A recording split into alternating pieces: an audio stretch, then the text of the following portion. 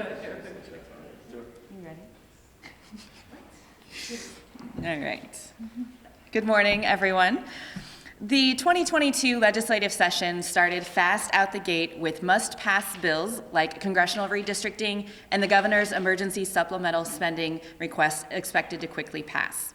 But the session soon slammed into a solid brick wall that is known as the Missouri Senate. As the late political humorist P.J. O'Rourke often said, Republicans are the party that says government doesn't work, then they get elected and they prove it. During the first 10 weeks of session, we've seen ample proof of the majority's inability to make government work for the people of Missouri. And not just in the dysfunctional Senate. Headed into today, the House had sent a mere 20 bills to the Senate, and fiscal year 2023's budget hasn't even cleared committee. With just 8 weeks of session remaining after we return from the break, there's little reason to expect things will change down the stretch. We can claim one major victory, though.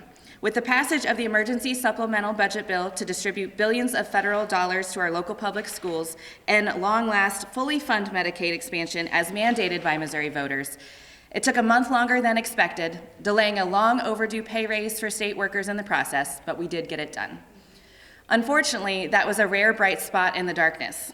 With the majority party prioritizing bills to undermine democracy, disenfranchise voters, erase Black Missourians from history, and ban the teaching of ideas that frighten Republicans. For the House Democrats, our top goals during the session's final weeks will include building upon our success with the emergency supplemental and use our unprecedented budget surplus to help reverse decades of financial neglect throughout our state. We will also continue to aggressively push back against the Republican efforts to weaken our outright obliterate the democratic structures that are essential to preserving our system of government and work to guarantee that the rights of all Missourians are protected and respected. With that, we're happy to take questions.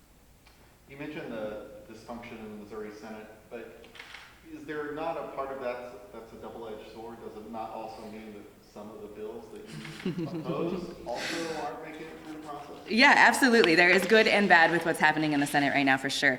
As I mentioned, here in the House, we're seeing a whole bunch of attacks against voter access, and we're seeing a lot of bills that our caucus is against. And so, yes, in some ways, we are happy with what's going on in the Senate. It makes our jobs a little bit easier when it comes to trying to, push back against that. But on the reverse side of that, as we've discussed, the budget is slower than we'd like to see. We've got just today, here in a little while, there's going to be the next committee hearing to deal with the next round of federal dollars that we're just behind on. And so we could be doing a lot of good, and there are a lot of bipartisan bills that I know our caucus is pushing.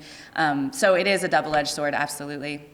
With the progress on the American Rescue Plan I guess I kind of want to know an update of how that's going. I know it's a monumental task to have to break down all those dollars. Absolutely. I'm happy to turn that over to our budget ranking member, and we also have Representative Ingrid Burnett, who's on the subcommittee, if you guys want to answer any specific questions about that. Good afternoon, thank you. So as soon as I leave this, I will be heading down to the committee, the subcommittee that will be making our recommendations for the ARPA funds that are in the budget. That will go, from there, we'll go to our budget chair, and he will then put all of these recommendations together for his own version.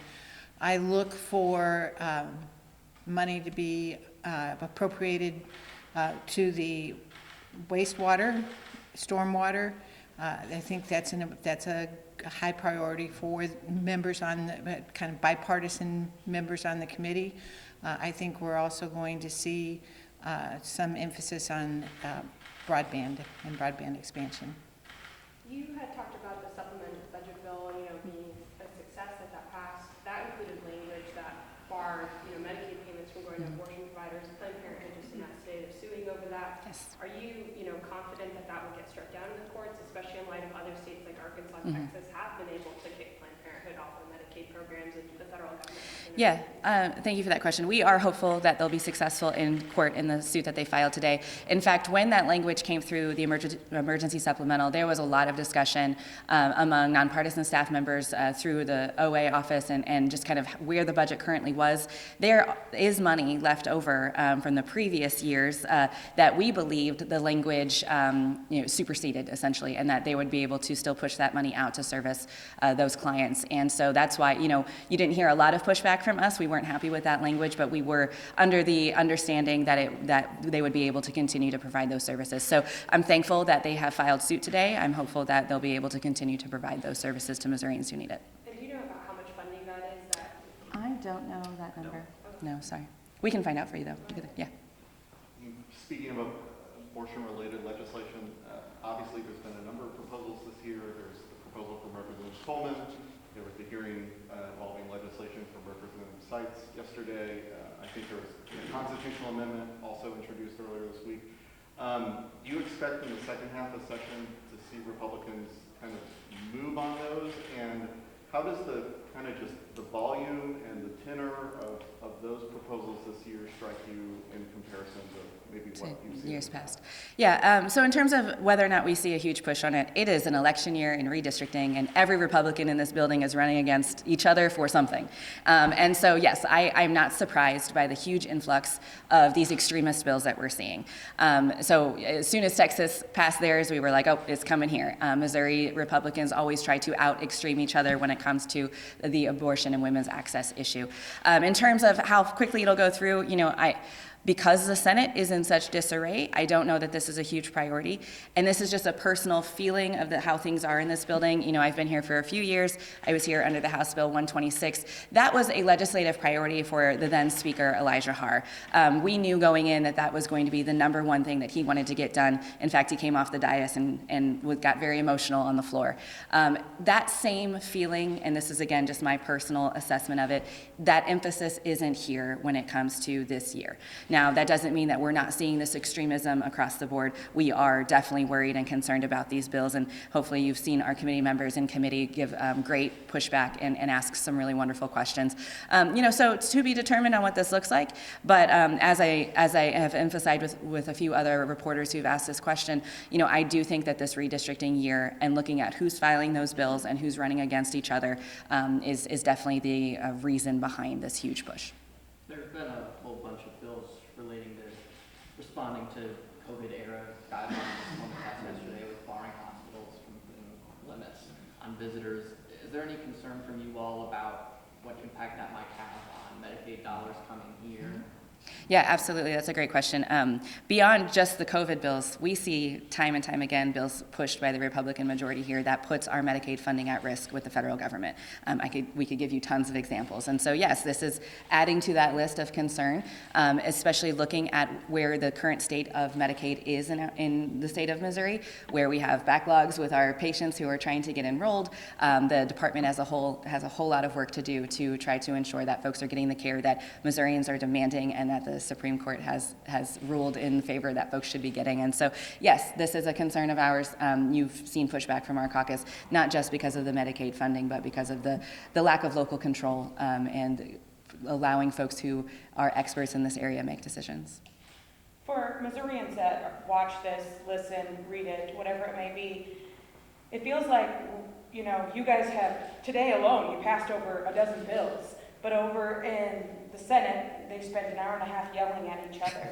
What would you say to Missourians that kind of see that their lawmakers are here in Jefferson City, but what's really being done with their tax dollars?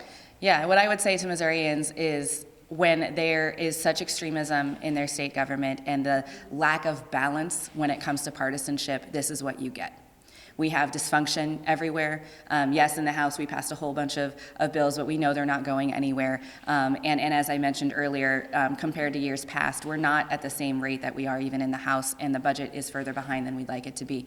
But this is what happens when one party has complete control and the extremists of that party take over. We need to bring balance back to Jefferson City if we want to see government function. A lot of initiative, petition, voters, the whole shebang kind of went out this morning. Last year, the elections committee was really mad that nothing got passed in the Senate. Kind of talk to me, are you guys feeling, I know that you guys oppose that legislation. Are you feeling pretty good that that's not going to go anywhere again? It's hard to say, are we feeling good about anything that's going on right now, to be honest with you. But yes, going back to the previous question about the dysfunction in the Senate, when it comes to what appears to be priorities over here, the question is, what is the priority in the Senate? What are they actually going to get done this year if there is a break in the chaos that's happening? And we don't know that there will be. You know, there has been no sign. Every moment that we think the Senate is starting to get somewhere and they pass one or two bills, then chaos ensues again, and we're hearing another book being read by a senator. And so, you know, like I said before, we are giving serious pushback. We are activating voters. We are making sure folks know that their access to democracy is under attack in this building. We're not going to let up just because the Senate is doing what it's doing. But you know, there's the double-edged sword of, do we think it's going to pass? I don't know. But I think that voters need to know it's happening and be concerned. Coming out of the break, you have the spring break, what are kind of some of the Democratic priorities going to be with your thoughts on it? Yeah, definitely. So going back to the budget, I can confidently say, you know, there are lots of pieces of legislation that we want to see move forward. Restitution, the legalization of marijuana bill that Ron Hicks has. You know, there's a lot of things that our caucus is going to be working bipartisanly to try to get across the finish line. But the biggest priority for our caucus is looking at the budget. There is a lot of money to spend, and as recently as yesterday, folks in D.C. were having debates on clawing back some money from Missouri. I don't know if folks were aware of that, but there was some discussion on one of the new COVID bills that Republican states that have been slow to spend and have the unemployment numbers that we have would take that money back that we had already allocated. And so, you know, with Washington kind of having those types of discussions, for us it is extremely important that we get this budget done and that we're able to invest in Missourians in a way that really, as I've said before, this is unprecedented times, and we need to get that money out the door. I think some of this is still bogged down in the Senate, but there is a constitutional amendment related to Kansas City police funding that I think they might actually be third reading it right now. But can you tell me or give me a sense of how you would expect that to be, specifically the constitutional amendment to be received in the House? Because I think you already did pass at least one case. Yes, we had the bill specifically around that. What the Senate is doing right now is a little bit different. But I can tell you this with extreme confidence for our caucus. We believe in local control. And when it comes to Kansas City and what's going on and the state having control over what the Kansas City Police Department is able to do is something that we are just not in favor of. There has been a lot of strides in the Kansas City region to make improvements, and this lack of local folks being able to decide what happens is something that we are just against. In terms of that, the HDR coming through the House, I don't know how quickly that's moving, but we are paying attention to the Senate and the fight that's been going on over there. The Senate, still hasn't passed a congressional map. I guess, are there any concerns of, lawsuits have been filed, if courts were to redraw that, your caucus's, priorities for what a map should look like maybe wouldn't get represented then if the courts take over, or I guess, concerns about these delays? In terms of the concerns and delays, I think our biggest concern is just what are folks going to do for filing. But when it comes to the courts drawing the maps, I think that most of us are all for that.